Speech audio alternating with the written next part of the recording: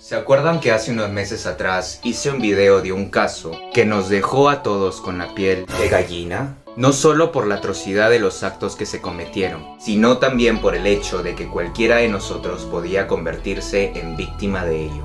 Si aún no lo han visto, les recomiendo que entren a mi canal y le echen un vistazo.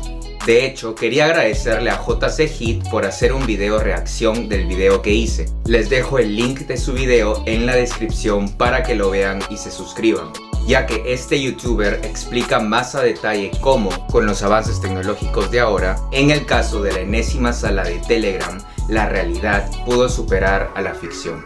Y por favor, obvien la parte donde me pausan poniendo caras raras y eso. Sé que algunos de ustedes llegaron a mi canal después de ver el video de JC Hit y me dejaron en sus comentarios muchas preguntas. Por eso he decidido hacer este video sobre el caso de la enésima sala de Telegram 2.0.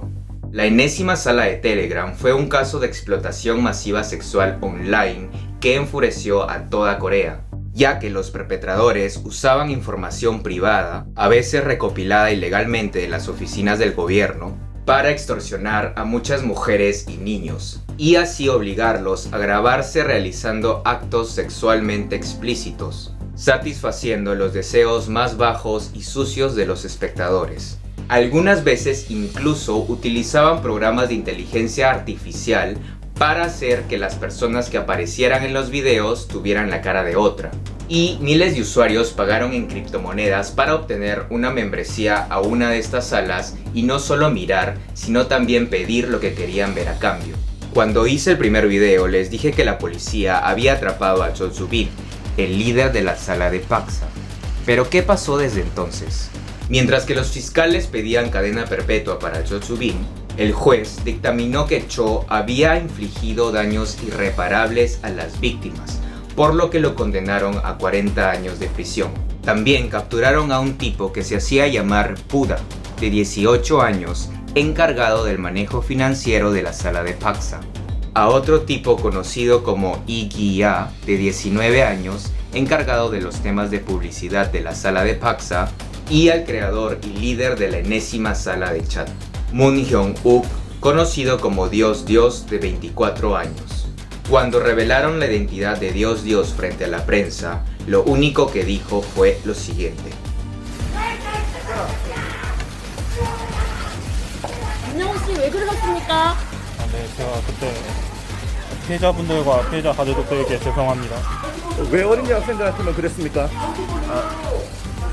네, 죄송합니다. 지가 얼굴 공개를 했는데 신경 어떠신가요? 후회스럽고 죄송스럽습니다. 처음 왜 소환에 응했어요? 네?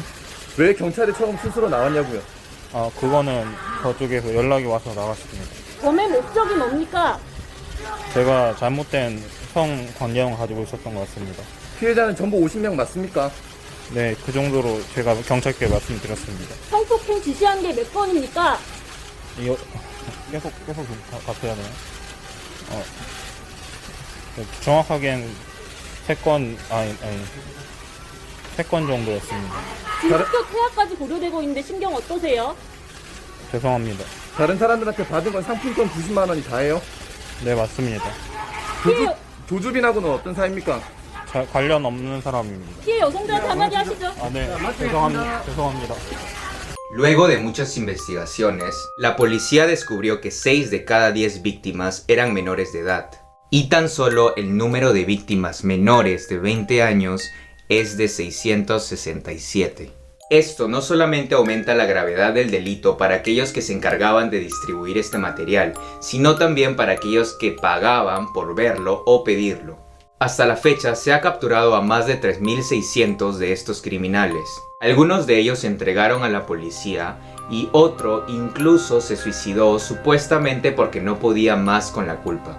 Varios de ellos ya han sido sentenciados y sus condenas varían entre 2 a 15 años de prisión. Incluso hace pocos días vi en las noticias que habían condenado a 6 años de prisión a un monje budista por comprar y distribuir materiales de estas salas de Telegram. Muchos de ustedes me preguntaron si era posible aplicarles la pena capital a estos criminales, es decir, condenarlos a muerte. Si bien es cierto, la pena capital es una forma legal de sentencia en Corea del Sur, y las penas de muerte aún se dictan y son reguladas por la ley.